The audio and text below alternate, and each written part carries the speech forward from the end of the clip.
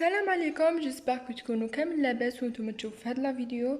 اذا كنت هذه لا بروميير فوا اللي تشوف فيها لاشين ديالي، ما تنساش دير لي سبسكرايب وتفعل زر الجرس. ويلا نبداو حكايتنا. ويفرلي هيلز هو سبيطار بناوه عام 1910 في مدينة ليويفيل بولاية كنتاكي الأمريكية. والظروف تاع هذاك الوقت اللي كانت صعيبة بزاف خلتهم يفتحوه في نفس العام اللي بناوه فيه، باسكو كانت حكومة الولاية مزروبة باش تواجه مرض السل اللي كان أكثر الأمراض تفشيا في هذاك الوقت، أكثرها خطورة وفتكا، يعني كانوا بزاف الناس يموتوا بسبابه، وما كانش الناس يلقاو علاج أبار من هذاك المستشفى. جاز الوقت وكان هذاك المرض ينتشر بزاف في وقت قصير، ومع نهاية الحرب العالمية الأولى هذاك سبيطار صغير ما ولاش يكفي، باسكو فيه 2 إيطاج برك ومعمرين بالمرضى.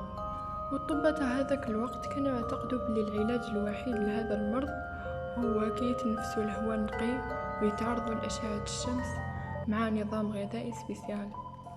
وسبيطار هذا كان في بلاصة هابطة بزاف، والطبة كانوا يحتاجوا بلاصة عالية باش يستغلوا السطح تاعو في عملية العلاج.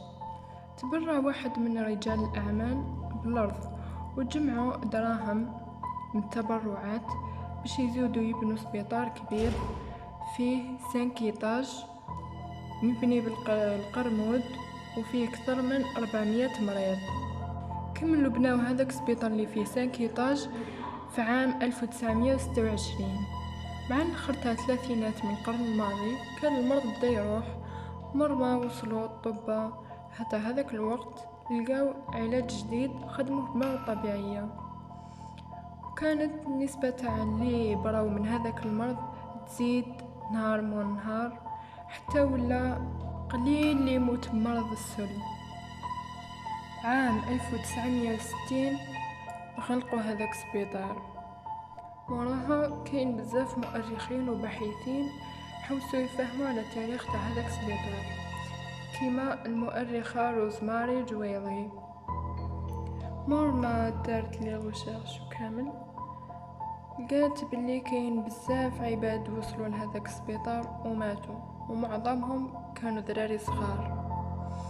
مور ما يوصلوا البلاصة الاخرى واللي هي نفق الموت. كاين باحثين حوسوا يعرفوا على تاريخ تاع هذاك السبيطار، تلاقاو مع المرضى اللي كان عندهم زهر وبراو من هذا المرض وخرجوا من هذاك السبيطار. مرة سقسوهم جاوبوهم باللي كان في هذاك السبيطار كان الطريقة الوحيدة اللي يتبعوها هما يخلوا المريض يتعرض للهواء وأشعة الشمس. إذا زادت حالة المريض، يعني زاد مرض أكثر، كانوا الطباء وش يديروا؟ ينحوا ضلع ولا ضلعين من القفص الصدري باش يخلوا مساحة كبيرة للرئة باش تنفس مليح ويتعرض للهواء أكثر. وكانوا يستخدموا طريقة واحدة أخرى، هي كانوا يديروا تويو وينفخوا فيه ويديروا في القفص الصدري قدام القصبة الهوائية، وهذا كان يخلي الهواء يدخل. مي مالوزمو كان دايما مع الاخر تنفجر القصبة الهوائية والقفص الصدري. واحد المريض من هذوك المرضى اللي برا من المرض وخرج من ذاك السبيطار كان يقول انه كان يسمع دايما المرضى ينزعوا في كامل السبيطار، واللي ما كانش تنجح معه طرق من هذوك الطرق اللي كانوا يستعملوهم في العلاج في هذاك السبيطار كانوا يعزلوه وحده حتى يموت. ومور ما يموت يرموه في نفق الموت اللي هو حفرة حفروها في سبيطار باش يرموا فيها الجثث اللي ماتوا من هذاك المرض، بعيد على عينين المرضى ولا الهيئات الرقابية. مرة يرموها باش العشية باش يدفنوها، وكانت بزاف وين يرموا الجثث فوق بعضهم ويخلوهم يعني والريحة وكاين كانوا كيرموا الجثث في هذيك الحفرة، يعني أجزاء ولا أعضاء من هذوك الجثث مازالهم معلقين في السور كيما يحصلوا، مازالهم لهذا النهار. عاودوا فتحوا السبيطار مرة أخرى مر عامين من اللي غلقوه، حيث قالوا باللي كيفاش يهملوا حاجة كيما هذه سبيطار يرفد 400 سرير، كيفاش خلاوه هكاك وغلقوه. بصح هذه المرة عاودوا فتحوه داروه لرعاية المسنين دار العجازة. عام 1980 عاودوا غلقوه باسكو المسنين هذوك اللي كانوا العجايز والشيوخ اللي كانوا في هذاك السبيطار كانوا بزاف يسمعوا أصوات غريبة وكانوا خايفين بزاف، وبزاف ظواهر كانوا يصراو، حيث كانوا يشوفوا عباد يعني اللي هما كانوا أشباح، كانوا يشوفوهم وهما يمشوا في الكلوار، وكانوا يسمعوا أصوات واحد ينازع في لي شامبر ما يعرفوش منين، وكانوا دايما ليل ونهار يسمعوا هذيك الأصوات. واللي زاد كامل عليهم هذاك السبيطار كان خادمينه بالحطب والقرمود الأحمر، وهذا اللي كان يزيد الصوت أكثر رعبة، يعني كان يزيد له نغمة سبيسيال يخليهم يزيدوا يخافوا أكثر. اللي كان حاكم سبيطار هذاك الوقت ديسيدا باش يريب هذاك السبيطار ويبني في بلاصتو مبنى سكني، ولاية كنتاكي رفضت تماما الطلب تاعو باسكو قانون تاع هذيك الولاية كان يمنع منعا باتا هدم المباني الأثرية، وهذا اللي خلى باب ينفتح للباحثين باش يدخلوا يعرفوا أكثر على أسرار تاع هذيك البلاصة. ويحكي لنا كريستي جوردن في تجربته في هذاك المستشفى، حيث يعني كان عنده حب الاستطلاع، دخل هذيك البلاصة وبغى يكتشف وش كاين داخل، اسكو الحكاية اللي راهم يحكوهم برا صح. ادى معه الكاميرا تاعو ويهدر انه شاف طفلة في الطابق الثالث كانت تجري في كل بلاص وحوايجها كانوا مقطعين والدم يسيل من فمها. مازالوا يشفى الملامح تاعها لحد الان. ومور ما حوس في لي دوسي تاع هذاك السبيطار اعرف بلي هذيك الطفله اسمها ميري، وبلي ماتت في هذاك ليطاج طروازيام. موراها رموها في نفق الموت اللي قلنا عليه بلي هو حفره يرموا فيه الجثث.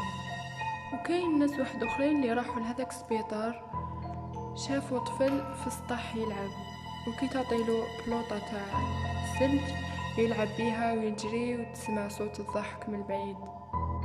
كاين بزاف ناس داروا لي فيديو كي كانوا يتواصلوا مع ذاك الشبح تاع هذاك الطفل اللي اسمه بوبي، حيث هذا الطفل كان يتعرض لجلسات العلاج فوق السطح كيما كامل الاخرين اللي يتعرض لاشعه الشمس ويتشموا الهواء النقي.